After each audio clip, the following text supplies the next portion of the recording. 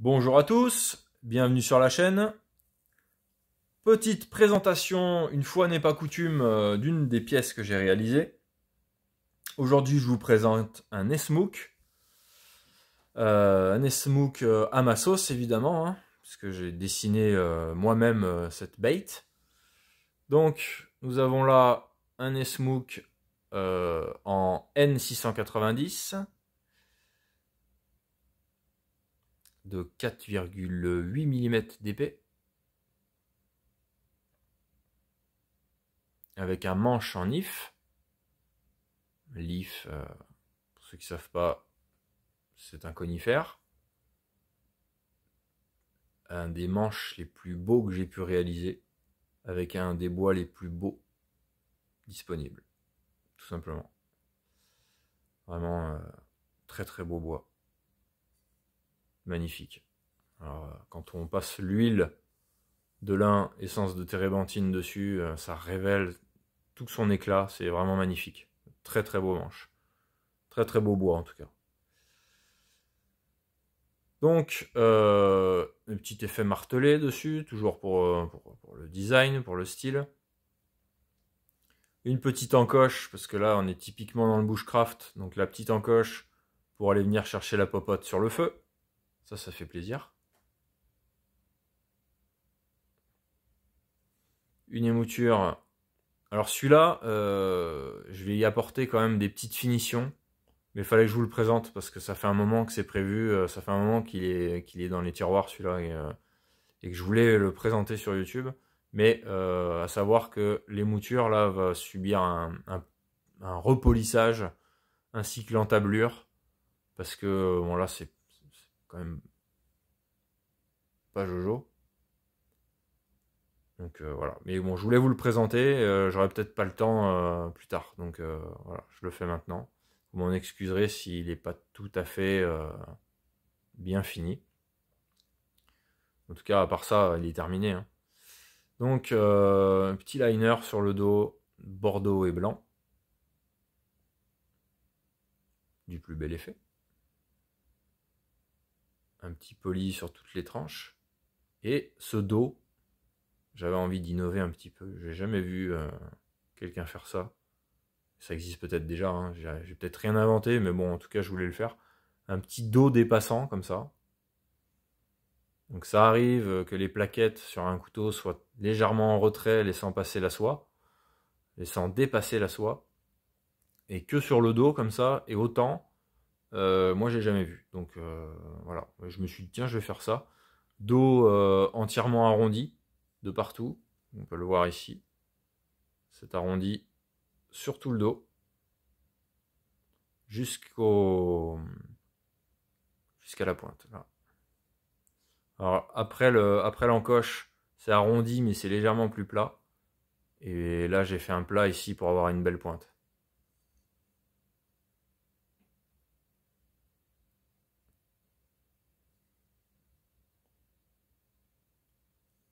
Voilà. On est sur le numéro 15. 15e couteau. Et on a une bonne prise en main. Le doigt arrondi permet de poser le doigt si on doit venir faire des petites coupes en force comme ça.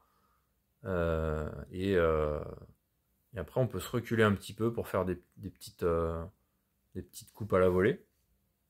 En laissant 3 doigts sur le manche comme ça. Quatrième un peu derrière. Et là, tac tac tac, on peut venir tapoter. Donc un petit couteau que je trouve très sympathique. Je suis assez content de moi là, sur ce modèle. Vous me dites ce que vous en pensez en commentaire. Mais je le trouve assez sympa. C'est assez design quand même. Avec ces petits rivets là un peu traversants. C'est assez joli, je trouve. Alors, toujours pareil, je me jette pas des fleurs, hein, mais bon. Faut savoir aussi reconnaître quand on fait de la merde et quand on fait du beau travail. Et là, celui-là, je le trouve quand même assez réussi. Le manche tout en rondeur, avec ce galbe comme ça à la fin, c'est vraiment super confortable. Et puis on peut se rapprocher comme ça. Là. Non, vraiment, le dos des passants, en fait, on le sent même pas. Hein, parce qu'en fait, ce que tient la main, c'est surtout les côtes. Hein, les côtes de chaque côté, là. Et on sent à peine... on sent à peine le dos dans la main. Puis c'est arrondi, donc c'est pas gênant. Ça fait pas de... Il n'y a pas de point douloureux, il n'y a pas de... Voilà. C'est vraiment, vraiment sympathique ce petit couteau, je l'aime beaucoup. Je vais le décliner en deux autres versions. Une version un peu old school, un peu historique, et une version moderne, donc avec peut-être des formes un petit peu plus anguleuses, des matériaux un peu plus modernes. Et ça, je verrai, ça symbolisera peut-être les trois gammes que je veux réaliser, qui seront le couteau historique, le couteau bushcraft et le couteau moderne. Voilà.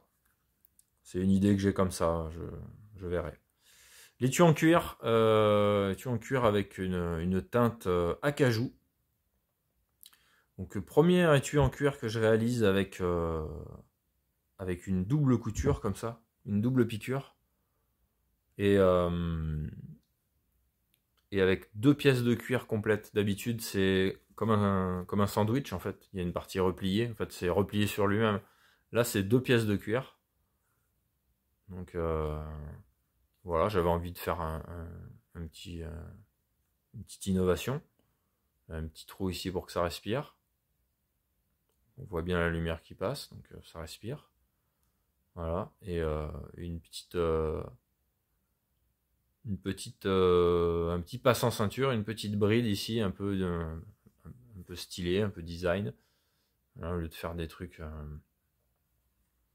toujours en forme de boucle de ceinture, là, un peu pointu, machin, ça change. Donc voilà, petit étui, assez sympathique. Je fais toujours en sorte que les étuis soient portés assez bas sur la ceinture pour ne pas avoir le manche du couteau qui rentre dans les côtes. Donc en fait, quand on a la ceinture qui passe ici, bah il n'y a que ça qui dépasse. Donc en fait, c'est pas du tout gênant. Et on a une bonne rétention, on a un bon moulage.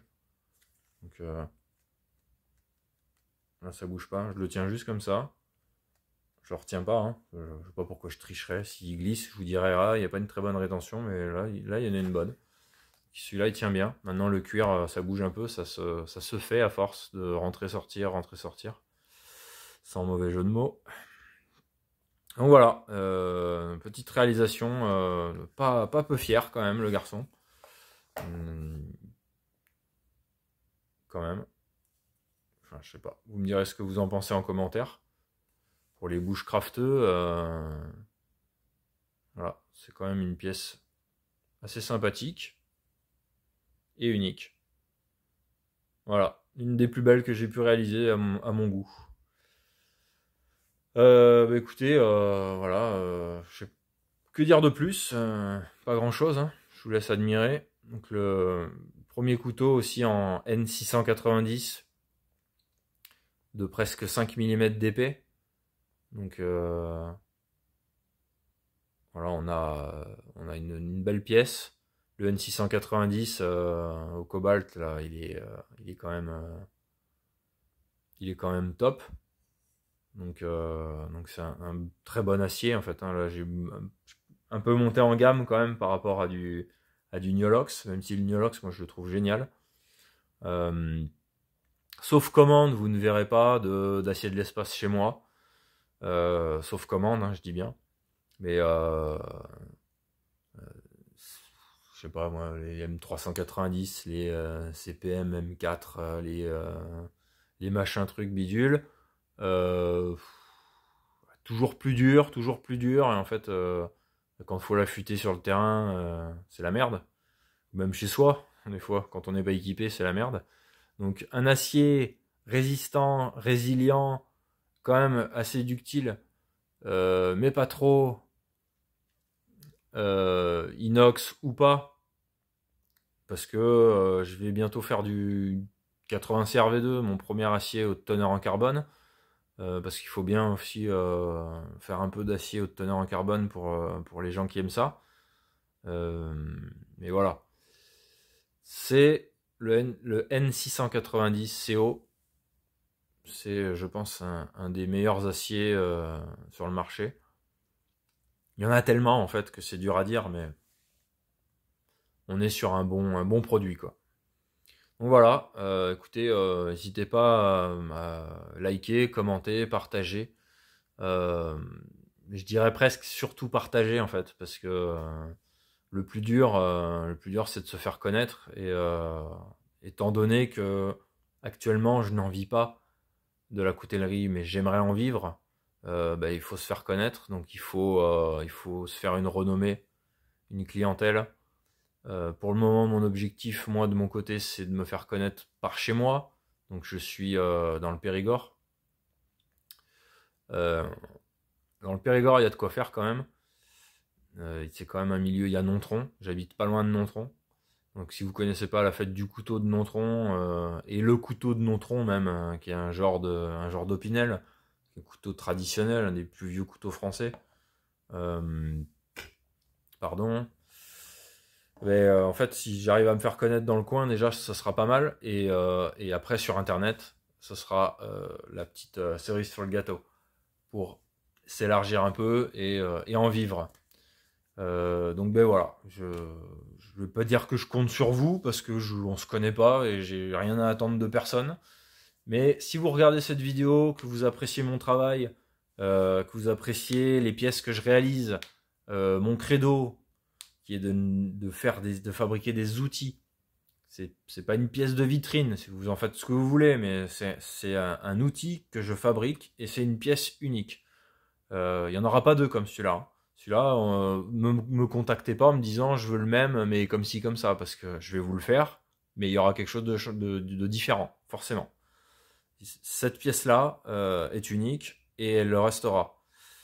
Donc maintenant, ceci étant dit, à vous d'apprécier un petit peu le travail que je peux faire.